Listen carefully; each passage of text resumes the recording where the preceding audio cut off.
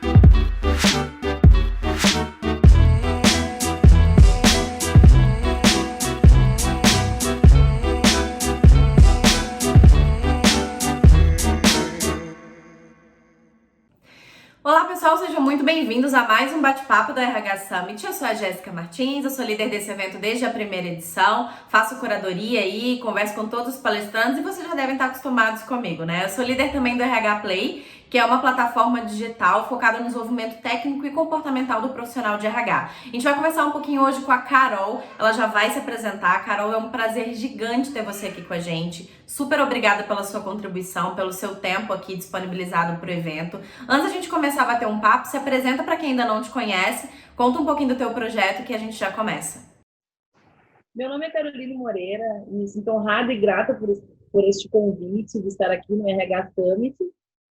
O meu projeto se chama Negras Plurais, onde é uma startup de aceleração de negócios entre mulheres negras empáticas com protagonismo negro. O meu viés de trabalho é o viés de trabalhar as subjetividades das mulheres negras no mercado empreendedor e também a inclusão de mulheres negras no mercado de trabalho, no mercado de multinacionais e de grandes empresas. Eu estou aqui, né, para trazer um pouco da minha experiência. Dentro dos meus 2 anos de projeto, já cadastramos mais de 5.000 mulheres no Brasil inteiro que estão buscando voltar para o mercado de trabalho ou se incluir de forma efetiva, né, nos cargos, e também estão dentro do meio empreendedor, onde temos diversas dificuldades, principalmente econômicas e sociais, devido ao que é ser negro nesse Brasil, principalmente sendo uma mulher negra. Perfeito, vamos começar então falando um pouquinho desse tema. Eu acho que o melhor jeito da gente contextualizar e começar é contando um pouquinho da tua história empreendedora e quando foi que você de fato despertou para falar um pouco sobre diversidade e inclusão. Conta pra gente. Então, a minha experiência, eu sou formada em ciências contábeis e dentro desse viés eu tinha algo que me chamava muita atenção, que é a responsabilidade social. Dentro da responsabilidade social, eu via que existia um contexto universal onde se abordava as questões sociais como se todas as pessoas fossem pertencentes àquele ambiente, àquele lugar, como se o social fosse um lugar onde todos os sociais fossem diversos, mas parecidos. E nós temos uma questão que é muito importante, pontual, que é pensar que nós temos uma sociedade que vem de um processo escravocrata, né, que nos traz resquícios e fragmentos do racismo e que isso não foi ainda tratado como deveria, para que realmente a gente esteja em lugares onde nós merecemos estar, devido a tudo que nós construímos para esse Brasil, para esse mundo, os nossos saberes, tudo que foi trazido junto com esse processo escravocrata foi trazido de África, foi trazido de mulheres negras, que foram as primeiras empreendedoras do Brasil, que cuidavam das mulheres dentro das casas, que lavavam, que eram as babás, que eram as cozinheiras. E esse é o nosso primeiro trabalho. E aí nós não somos vistos, somos invisibilizados, hipersexualizados, desumanizados. E quando a gente traz esse olhar e percebe que nós não somos incluídos porque esse perfil ainda está na sociedade, o perfil de subserviência, o perfil onde as pessoas analisam e se enxergam primeiro como uma mulher negra, para depois se tornar algo realmente que representa, para depois olhar o seu currículo, isso nos barra. E nessa experiência, quando eu tive a experiência de ser mãe de um menino negro, e eu percebi que o racismo ele era muito cruel, foi num hospital, né, que quando eu ganhei meu filho, onde ele teve um tratamento totalmente diferenciado. Eu percebi que eu não podia continuar trabalhando na área contábil sem falar da minha experiência enquanto uma mulher negra. E aí, nesse processo, eu fui criando projetos. Então, eu criei um projeto que se chamava Empoderados e Misturados, para poder entender sobre a minha cultura que foi apagada. Após isso, eu criei um projeto, uma produtora cultural, 3 Tons de Preto, e nesse processo dessa minha produtora cultural, eu percebi alguns gaps nossos, né? Algumas questões subjetivas, algumas questões internas, que fazia também que a mulher negra não se sentisse potente o suficiente para estar em determinados cargos. Então, o racismo ele nos tirou um fragmento, ele nos fragmentou de uma forma muito complicada, que foi mexer diretamente no nosso direito de sonhar e no nosso direito de existir. Então, a gente foi pautado no lugar de servir, de subserviente, né, desse sistema todo que foi criado. E aí, além disso, quando eu olhei essa minha vida, essa minha história, eu tinha tantas potencialidades para falar, tantas questões minhas, vivenciais, experiências profissionais que eu vivi por ser este corpo dentro de um mercado corporativo, as oportunidades que eu não tive, mesmo tendo melhores formações acadêmicas, eu percebi que eu precisava fazer uma diferença. Trabalhar as questões e processos de cura dessas mulheres, né? E o fragmento do racismo nos deixou essa baixa autoestima, mostrar para ela o quanto elas são potentes e falar para o empreendedor, para a marca, para a empresa, que é necessário fazer uma inclusão de gênero e raça. E a questão da diversidade, inclusão, ela ainda não nos contempla. Né? Nós temos aí 0,4 mulheres em cargos efetivos de liderança. É muito pouco, sendo que nós somos a maioria da população do Brasil. E por que isso existe? Porque existe a diversidade, ainda é um sistema de manutenção do poder da branquitude. Então, quando eu coloco uma pessoa diversa na minha empresa, às vezes é para mostrar para o lado externo que a minha empresa é realmente inclusiva. Só que a inclusão racial não ainda é vista como prioridade, e sim como cota. Né? Então, assim, estamos adentrando dentro desses espaços, ocupando esses lugares, mas ainda é muito pouco. E vendo tudo que essa potência que as mulheres negras são e essa invisibilidade que o sistema nos traz, de representatividade nas televisões, nas nossas comunicações, na nossa literatura, percebi que eu podia ajudar, devido a esse meu tempo de trabalho, onde eu fui conhecendo muitas mulheres negras, entendendo sobre mim, entendendo sobre elas, eu percebi que existia uma necessidade de também mostrar isso para as empresas, de como ter esse horário inclusivo e diverso. Sendo que diversidade, para mim, é algo que eu acredito que é muito complicado, ainda deve ser olhado de uma maneira mais completa, mais complexa, mais intensa. Diversidade é diverso do quê? Né? Quando eu olho para um homem branco, ele diz, eu incluí pessoas diversas, ele se sente no lugar universal, né? Porque nós temos um Brasil com um sistema patriarcal. Então, eu sou a pessoa universal e você que é diferente de mim é diverso. E, na verdade, todos somos diversos. A gente tem que trabalhar a pluriversidade. Somos plurais em nossas ações, em nossas maneiras. E olhar esse lugar como diverso é um lugar de um homem branco, cis, falando que todo mundo que é diferente dele é diverso. Então, a diversidade ainda, para mim, soa como um ar de manutenção ainda desse poder. Né? Para eu me manter aqui, eu preciso colocar o que é diferente de mim, mas ainda não é um lugar de pertencimento onde as pessoas negras se sentem incluídas de verdade. Então, eu trago sempre meus questionamentos de quem é essa diversidade, para quem é essa diversidade e por que ela existe. Então, eu trago também essa conclusão que eu acho muito importante a gente trabalhar também. E eu quero falar um pouquinho mais disso, que eu acho que é uma reflexão muito interessante de todos os conteúdos que a gente tem trazido de diversidade e inclusão dentro dessa trilha. Esse é um raciocínio, é um ponto de vista que a gente ainda não abordou, então eu quero falar um pouquinho disso. Mas antes, você trouxe a questão de que a gente ainda trata as questões raciais ainda com talvez não com tanta propriedade, e aí os números estão aí para refletir isso, né? Quando a gente fala de organizações de modo geral.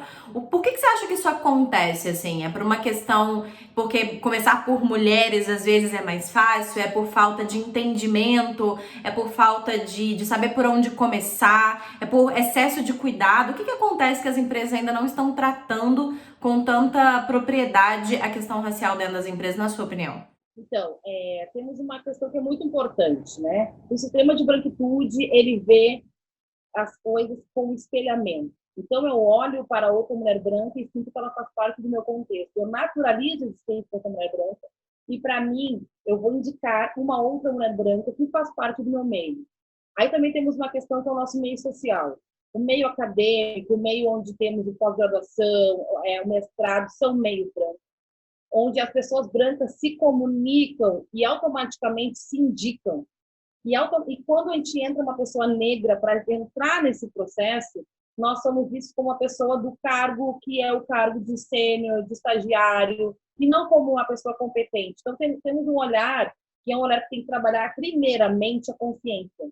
E a consciência racial não é vista no Brasil da forma correta, porque ainda nos veem como as pessoas vitimistas, como as pessoas coitadistas, como as pessoas que não batalham, olham a questão racial como meritocracia e olham também a questão sua, né? Eu, pessoa branca, me espelho naquela pessoa branca, conheço pessoas brancas, indico automaticamente pessoas brancas. E não tenho a minha preocupação de entrar no LinkedIn, por exemplo, e buscar diversos profissionais negras. Então, eu vou olhar uma profissional negra, que é toquetizada, que a gente chama, né? Ela é toquetizada, ela vai estar como referência. Olha essa referência e quero ela para falar comigo na minha empresa, para tratar de todos os assuntos. E aí, então, eu chamo uma mulher da tecnologia para falar da economia, para falar sobre história, para falar sobre racismo, para chamar no dia 21 de novembro. E eu esqueço outras diversas mulheres que estão aí, porque eu não estou preocupado em procurar essa diversidade, porque eu já tenho uma pessoa que diz que essa pessoa é diversa. E aí a gente fica naquele lugar do único negro. Então, essa questão do racismo é algo tão importante, tão intrínseco na sociedade, que quando eu coloco essa pessoa coquetizada, eu digo que eu sou diversa. Mas a verdade mesmo é que só vai ser diverso se eu colocar 5 pessoas coquetizadas ou 5 pessoas que não são deste nível intelectual. E daí eu preciso ter uma pessoa que tem doutorado, pós-doc, ter sido reconhecida internacionalmente para poder estar nessa empresa. E esses milhares de mulheres negras que estão aí ocupando cargos de liderança ou não tendo a mesma oportunidade de ocupar esses cargos de liderança, por que não são vistas? Porque temos uma outra questão que é o sistema da tecnologia. Os algoritmos não permitem que a gente encontre essas pessoas negras, porque o algoritmo funciona como? Você vai passar num bairro, que é onde o bairro tem costuma frequentar, o lugar onde trabalha. O teu próprio algoritmo vai trabalhar para que tu entenda e conheça pessoas daquele espaço. Então, vai numa comunidade. Então, se eu vou para uma comunidade, automaticamente eu vou começar a mudar esse algoritmo. Se eu tiver contato com outra mulher negra, eu posso automaticamente melhorar o meu algoritmo. Só que não existe um interesse em pensar tecnologicamente. Quem faz a tecnologia também são pessoas brancas. Então, todo esse processo, ele é um processo que não é único. São diversos processos que fazem com que a gente não inclua as pessoas de forma realmente efetiva.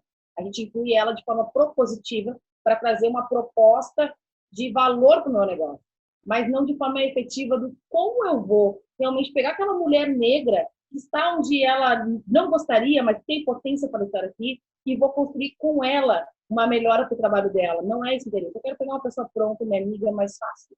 E aí eu pego essa pessoa, coloco ali e continuo perpetuando o racismo. Quando eu achar que eu devo incluir, eu procuro uma pessoa competizada para falar isso num dia específico sobre racismo, ou então eu coloco uma pessoa negra de estagiário e digo que eu incluí. Então, ainda a inclusão ela não é efetiva e afetiva, ela é propositiva para a manutenção dos seus próprios negócios.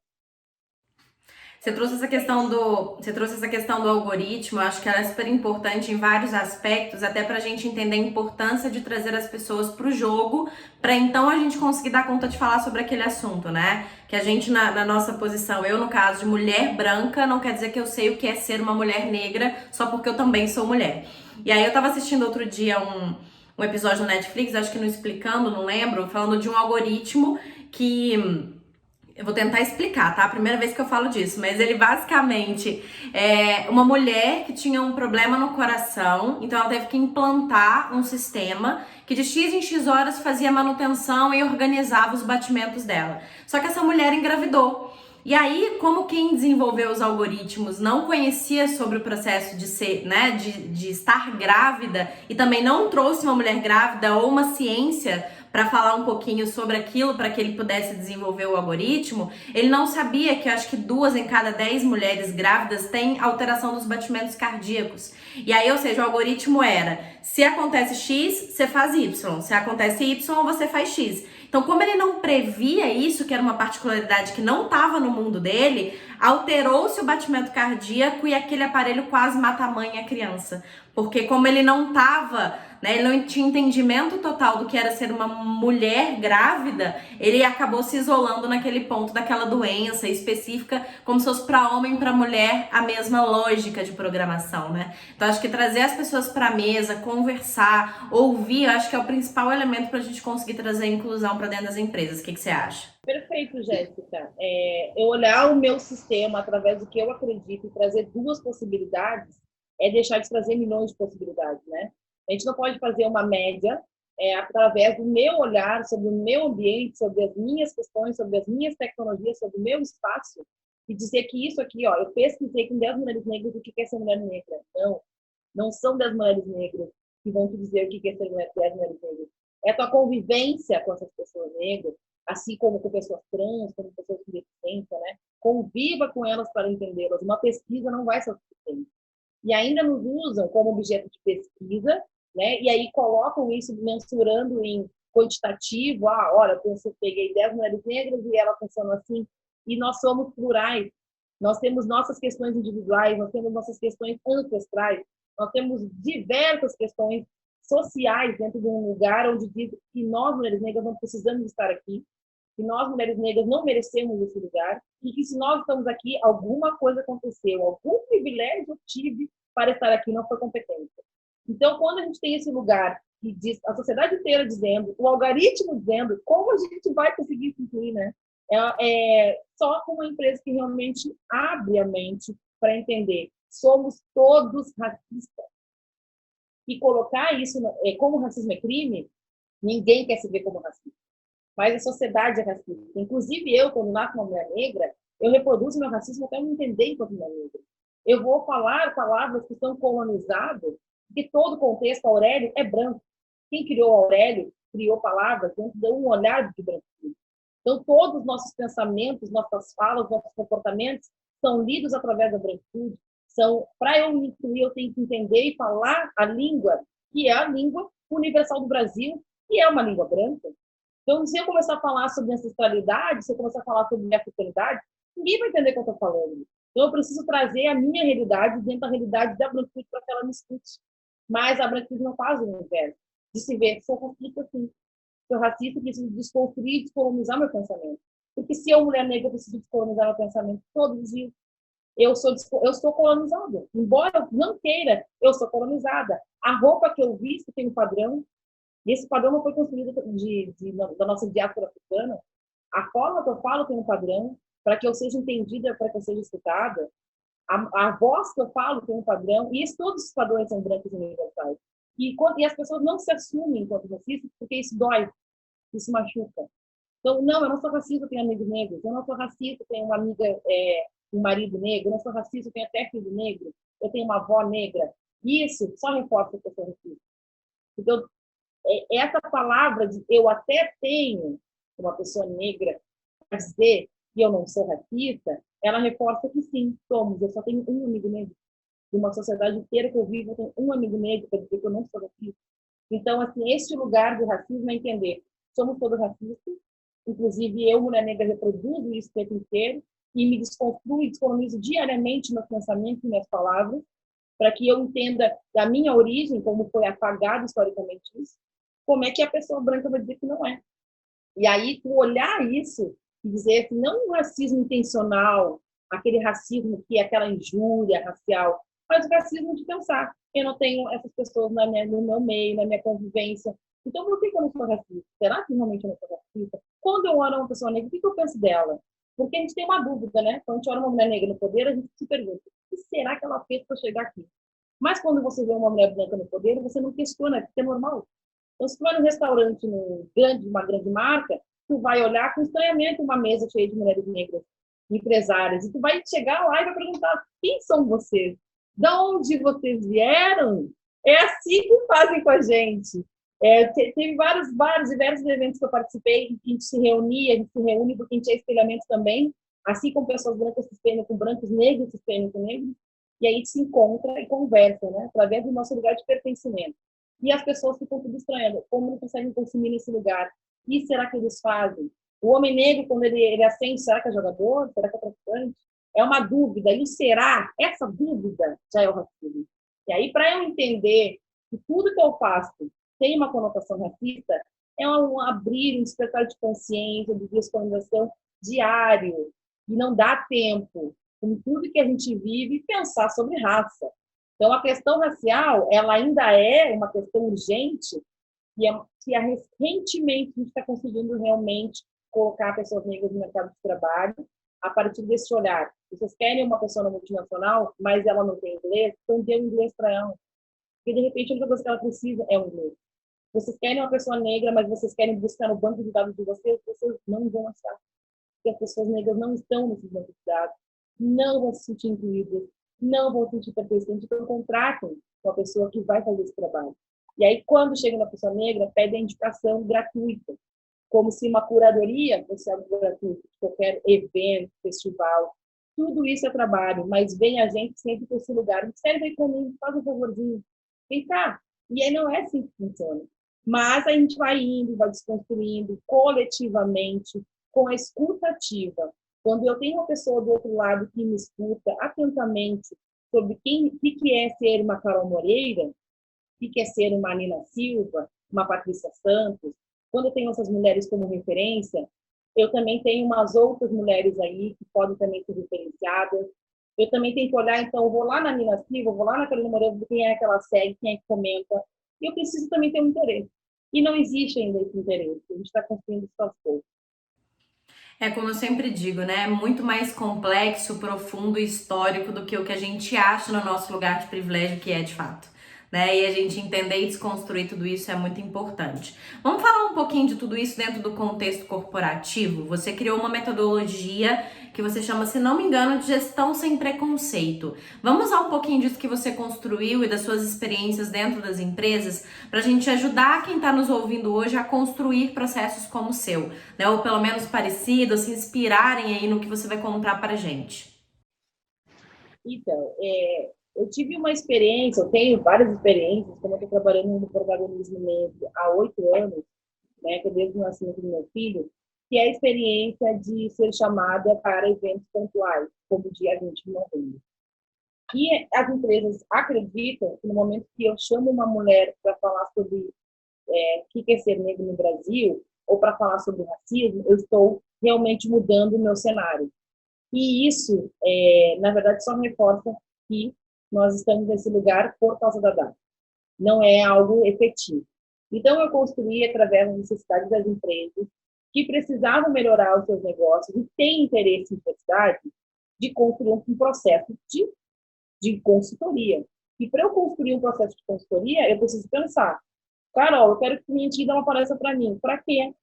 Eu quero falar sobre diversidade. Para quê? Porque eu acho importante. Para quê? Então, assim, quando começa a perguntar o porquê do porquê do porquê, a gente chega na ideia de que eu acho que tem que fazer. E não é assim. Então, quando eu criei gestão sem preconceito, eu pensei, precisamos entender. Se tu está me chamando para falar sobre isso, só no dia 20 de novembro, eu gostaria que tu entendesse que nós temos um processo para trabalhar consciência. Consciência não se trabalha em 1 hora nem 2 horas. Consciência se trabalha com uma continuidade. Então, eu criei gestão sem preconceito através de 3 conceitos, que se chama 3C: consciência, comunicação e continuidade. Então, eu preciso ampliar a consciência da minha equipe, das minhas principais lideranças de RH. Primeiramente, eu vou falar com os meus líderes de RH e vou perguntar como está sendo esse processo criativo, como está sendo esse processo de seleção, quem faz parte desse processo seletivo. E aí, vamos dizer, eu tenho esse perfil aqui que eu quero de candidato. Como tu busca ele? Em quais lugares? Em quais tempos? E aí nós vamos trabalhar quais são os perfis que nós temos de pessoas negras. Ora, esse perfil aqui não atende as pessoas negras. Então, mesmo que eu coloque aqui 20 pessoas negras, o teu perfil tem que ser um pouco mais flexível. Então, a gente primeiro atua na liderança do RH, para que eles tenham um olhar da diversidade na vida racial. Depois, eu atuo nas lideranças gerais, porque não adianta a Jéssica contratar a Caroline, porque ela tem um olhar inclusivo, e o Jefferson e a Paula e todo mundo ao redor dela não tem esse mesmo olhar. Então, eu vou chegar na empresa, vou me sentir mal, porque só a Jéssica conversa comigo, só a Jéssica me dá bom dia, só a Jéssica realmente me colocou porque eu sou competente para estar nesse lugar. As outras pessoas vão ficar na dúvida e vão dizer que a Jéssica colocou porque corta, porque queria ajudar o coitadinho. Então, eu preciso mudar todo o cenário empresarial. Como eu sou contadora, eu entendo um pouco de auditoria, então a gente tem que auditar, fazer uma auditoria que a gente faz através de análise, perguntas para as pessoas negras que trabalham, como elas se sentem, de forma que as pessoas não digam o nome, né? Para que ninguém saiba quem falou o quê, porque não existe esse trabalho de feedback interno sobre raça, porque se eu falar sobre raça, eu posso ser demitido. Então, as pessoas não trabalham as verdades dentro da empresa. E para poder trabalhar isso, tem que ser um olhar de fora. Então, nessa gestão de preconceito, eu amplio a consciência da minha equipe, dos meus líderes e dos meus funcionários. Porque os funcionários também têm que entender que essas pessoas estão ali por merecimento e por competência, e que têm que ser tratadas como tal. E depois que eu trabalhei toda essa consciência, que são uns 3 meses de trabalho, grupo de estudo, conversas, literatura, muitas questões aí para trabalhar a consciência, e o despertar de consciência realmente é um despertar contínuo, não podemos pensar que hoje tu desconstruiu todas as suas ideias sobre racismo, né? Vai ter que ter uma continuidade de ações. E a outra parte é a comunicação. Como eu me comunico com essas pessoas negras, como as pessoas negras se comunicam comigo, como eu crio um diálogo onde realmente as pessoas vão ser sinceras com o que elas pensam dentro desse meio corporativo, e como eu vou me comunicar para fora da empresa. Para não ser uma comunicação propositiva, sempre colocar na foto a pessoa negra para dizer que é inclusivo, que sabe que quase 150 funcionários são brancos, sabe? Então, essa comunicação ela tem que continuar dentro da empresa. Tem que continuar vendo se essa pessoa negra que foi incluída nessa vaga realmente está sendo bem tratada. E aí, depois disso, eu trabalho o processo de continuidade. É entender esse programa todo, que são um programa de 12 meses. Cada mês tem uma ação ou 2 ações específicas. E depois dos últimos 3 meses, nós vamos fazer uma análise de tudo que aconteceu, todas as mudanças geradas, todos os feedbacks positivos e negativos dessa transformação. E aí nós vamos montar um plano. E esse plano vai ser para quê? A partir de agora, eu não preciso mais vir aqui 12 meses. Tu vai continuar sozinho fazendo esse caminho. Porque eu preciso pensar, eu tenho que denunciar. Existe um problema aqui que é a raça. Mas eu tenho que anunciar uma nova saída. Não adianta eu só denunciar e falar que está errado se eu não conseguir junto contigo novas possibilidades. Então, essa a gestão sem preconceito. É um trabalho de 12 meses de consciência, comunicação e continuidade. Para que, a partir dali, se crie um guia, que é um guia de onde as pessoas, quando entrarem, fizerem a seleção, ela tem, agora esqueci o nome, Jéssica, não sei se tu me lembra. Quando tu entra na empresa, tu faz um passeio contigo. Onboarding? Oi? O onboarding? O processo de onboarding? Pode ser, mas não era isso que eu queria falar, mas pode ser esse processo. Nesse processo já tem ali uma cartilha das questões raciais, sabe? Olha, aqui essa é uma empresa inclusiva, nós passamos um processo de gestão, onde todas as pessoas entenderam sobre raça, onde todo mundo fez grupo de estudo, onde teve um grupo de estudo de pessoas negras, um grupo de estudo de pessoas brancas, um grupo de estudo dos dois, sabe? São várias maneiras que a gente tem de construir isso. E aí eu acredito que essa gestão sem preconceito é a melhor maneira, não é só essa, né? Ali dentro também tem a comunicação que eu faço para colocar pessoas ali. Então, assim, vocês querem incluir quantas pessoas? Temos uma meta, 10 pessoas. Beleza, vamos procurar 10 pessoas. Vamos primeiro se conscientizar de que essas 10 pessoas vão entrar. Depois vamos botar essas 10 pessoas, nós vamos ver como elas se comunicam numa empresa. E agora vamos continuar com essas pessoas pensando em como alavancar essa carreira. Não colocar ela aqui como estagiário, depois virar sênior e acabou. Vamos alavancar essas carreiras. Vai precisar de inglês, vai dar um inglês. Se de fora, vai dar o fora. Porque as empresas têm essa possibilidade. Só que elas também fazem a escolha, né? De olhar ou não olhar, de fazer ou não fazer. E a escolha certa, ideal, um mundo utópico ainda, é entender as questões raciais como algo propositivo, intencional e efetivo, né? Não só algo propositivo e mal intencionado, que é o que muitas vezes acontece. Perfeito, entendi. Acho que entendi, né? Espero que todo mundo tenha entendido aí também até esse ponto, porque é muito complexo, né? A gente, no nosso lugar de privilégio, quando a gente. Eu tenho estudado muito sobre este e outros temas relacionados à diversidade e inclusão, porque eu sempre conto essa história, né? Desde o Summit do ano passado é algo que eu realmente tenho muito carinho, cuidado. Eu quero muito aprender para realmente a gente escalar esse assunto para a gente dar conta dele, né? Porque a gente precisa de fato se desconstruir para dar conta de falar isso enquanto CNPJ, né? E eu falo sempre, primeiro CPF, depois CNPJ. Então é um assunto que eu gosto muito, mas ainda é muito complexo. É o tipo de conteúdo que tem que assistir mais de uma vez para entender. Bom, pra gente finalizar, eu queria que você contasse rapidinho um case, né? Se eu não me engano, da IBM, você quer trazer pra gente, de como que funciona esse processo, né? Uma parte desse processo, só pra gente conseguir exemplificar. Então, nós fizemos um processo na IBM o ano passado, que foi, dentro desse projeto de gestão, nós temos carreira de sucesso. Então, tem pessoas que não adianta, querem uma parte do processo, não querem todo. A gente faz, gente, não tem problema. Aí, a gente cria essa carreira de sucesso, ele foi o quê? Eu preciso ter pessoas negras para poder participar das seleções. Eu coloco que eu tenho 10 vagas e vão 20 pessoas. Eu digo, sim, vão ir 20 pessoas, porque é o teu meio. E se 20 pessoas estão indo, você está beneficiado, você está super bem. Porque é difícil mesmo a pessoa negra olhar aquela vaga e dizer, eu não vou conseguir, não é para mim. Automaticamente. Então, quando eu tenho uma mulher negra que diz, eu tenho uma vaga na IBM, possibilidade de trabalho na IBM, e vai ter um evento aqui. As pessoas vão ter credibilidade na IBM ou na figura negra que está falando isso? É na figura negra. Então, elas, não, se ela está falando, ela é uma mulher negra, então é um lugar de confiança. Então, elas acabam indo. Em 24 horas, a gente queria colocar 100 inscrições. Para ir 100 mulheres lá fazer um processo que é um processo da carreira de sucesso. Ele trabalha o quê? Quais são os seus soft skills? Quais são as suas habilidades? Quais são os seus gaps? A empresa toda entra dentro desse evento e fala o que procura dentro do profissional, o que ele precisa dentro da área da tecnologia, quais são as ferramentas, os softwares, tudo que ela precisa enquanto currículo para estar incluída dentro desse processo seletivo, explique como é que funciona a inclusão da universidade dentro da empresa, fala sobre a empresa. E no final, essas pessoas, principalmente do RH, vão ter acesso a todos aqueles materiais, mapas de empatia, feito por essas mulheres negras, para poder depois tomar as decisões. Nossa, essa mulher não tem essa pede, mas ela tem essa competência. E aí ela consegue pensar, ela não tem essa, então essa eu vou ajudar.